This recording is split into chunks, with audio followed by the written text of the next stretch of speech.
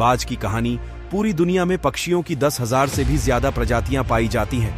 सभी के वही 2 पंजे, 2 पंख और एक गर्दन होती है।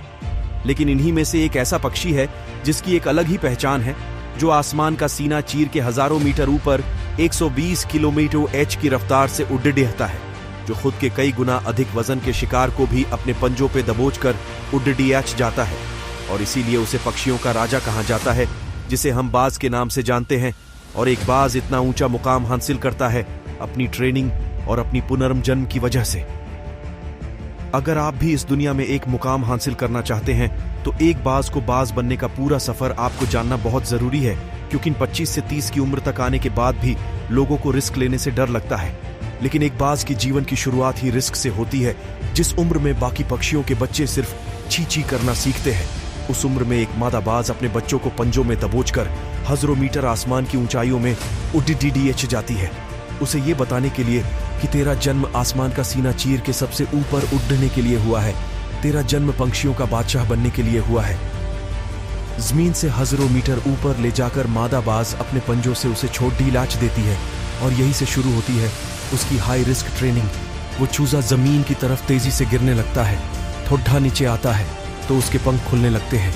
नीचे आते आते वो अपने पंख फड्डाने लगता है। लेकिन वो अभी तक उड़ना नहीं सीखा है। वो जमीन से कुछ ही ऊपर होता है। ऐसा लगता है कि कुछ ही सेकंड में उसका जीवन समाप्त हो जाएगा। लेकिन अचानक एक पंजा उसे अपने गिरफ्त में लेता है और वापस आसमान में उड़ जाता है। वो पंजा होता है उसकी माँ का, जो उसके पीछे उड़ रही थी। उसकी ये ट्रेनिंग तब तक चलती रहती है जब तक वो उड़ना नहीं सीख जाता है। इतनी हाई रिस्क ट्रेनिंग होने के बाद इस दुनिया को एक बाज मिलता है। बारिश के वक्त जब सारे पक्षी आश्रय की तलाश करते हैं, तब यही बाज उसी बारिश में आसमान को चीरते हुए ऊपर निकल जाता है और बदल से कहता है, तू बर्श ले, कितना बरसेगा, और फिर नीचे आकर चैलेंज करता है। एक बाज की उम्र लगभग 70 साल होती है। जब वह 40 साल का होता है, तब एक परेशानी उसकी जिंदगी में मौत बनकर आती है, जो आपकी परेशानियों की तुलना में बहुत बड़ी होती है। क्योंकि 40 साल की उम्र में बाज की चोंच इतनी मुद्द जाती है कि उसे शिकार निगलने में बहुत परेशानी होती है।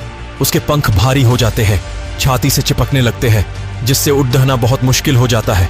उसके पंजे लंबे और लचीले हो जाते हैं, जिससे वो शिकार को सही से नहीं पकड़ पाता। अब उस बाज के पास सिर्फ 3 रास्ते होते हैं। विन, वो अपने शरीर त्याग सकता है। 2, गिद्ध की तरह छोड़े हुए भोजन पे निर्भर हो जाए। 3, सबसे कठिन और पीड़ादायक रास्ता, अपने आप को पुनः स्थापित कर फिर से आसमान का सीना चीरकर उड़ने का। और वो इसी तीसरे रास्ते को चुनता है और अपने पास के सबसे ऊंची चोटी पे पहुंच जाता है। वहां पर अपना घोंसला बनाता है और फिर शुरू होता है परेशानियों को जड़ से उखाड़ कर आसमान में उड़ने का सफर। वह अपनी चोंच को एक चट्टान पर मार मार कर तोड़ देता है, लहूलुहान हो जाता है और इंतजार करता है नई चोंच के आने का। उसके बाद अपनी नई चोंच से अपने पंजों को काट देता है और फिर इंतजार करता है नए पंजों के उग आने का। उसके बाद वह अपने एक एक पंख को अपने शरीर से अलग करता है और फिर इंतजार करता है नए पंख उग आने का। और इस प्रक्रिया में उसे समय लगता है पूरे 5 महीने का। इन 5 महीनों के कड़े ही तपस्या से एक बाज का पुनः जन्म होता है। वो फिर से तैयार हो जाता है। आसमान का सीना चीरकर उड़ने के लिए जो 3 रास्ते बाज के पास थे, वही 3 रास्ते आपके पास होते हैं। लेकिन कुछ लोग पहले रास्ते को चुनते हैं और परेशानियों के तले दबकर सुसाइड कर लेते हैं। ज्यादातर लोग दूसरे रास्ते को चुनते हैं। वो परेशानियों का बोझ पड़े ही अपने लक्ष्य को छोड़ कर एक नॉर्मल लाइफ जीने लगते हैं। और कुछ वो लोग भी होते हैं जो इस परेशानियों को लात मारकर अपनी मेहनत के दम पर बाज की तरह आसमान की बुलंदियों को छूते हैं। दोस्तों, बाज की ये ट्रेनिंग हमें बहुत बड़ी सीख देती है कि अगर रिस्क लेना पड़ी है तो लो कि अपने फील्ड में अपने आप को इतना ट्रेंड कर लो कि उस फील्ड में आपसे ऊपर उड़ने के बारे में सोचकर लोगों के पसीने छूट जाए, तभी आप अपने फील्ड के बादशाह कहलाओगे।